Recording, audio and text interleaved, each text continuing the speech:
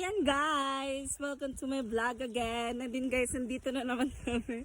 Naglalakad naman kami guys kasi dito assign sa bukid na area guys. Ayan.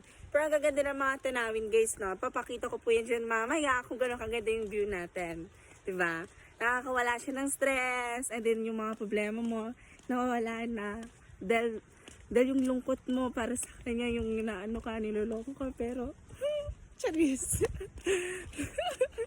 Ayun guys, pumunta ako dito para tawag doon. Dito kami na-assign sa work namin. Bye-bye kasi guys, hindi minsan nag-office din kami, ganun. Pero laban lang, ganun talaga ang buhay. Kahit hagardos na ang pangit-pangit ko na.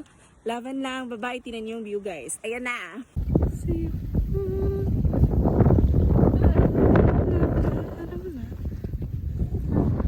Yung daan guys na lalakarin namin hanggang mapunta kami dun sa tuktok na yon. Ayan, napakalayo talaga guys. Pinaano lang namin kahit malayo.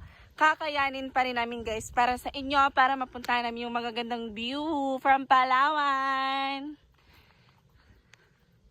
Ayan po yung sisi ko guys. Nagdidimo na siya kahit bukit, kahit malayo. Lumalaban pa rin. Go! Para sa future.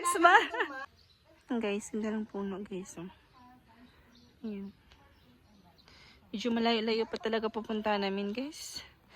Baka dating kami din ng oras na.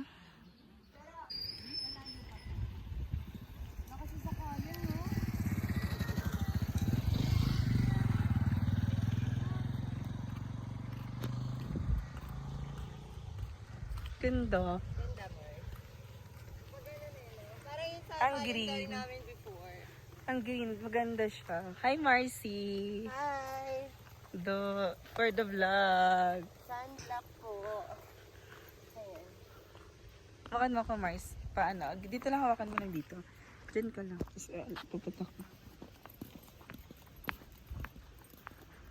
Hello guys! Welcome to my vlog! I'm here in the Palawan City! Ayan guys, iyang Marcy ko guys. Ay, tayo nilakad namin ko lang.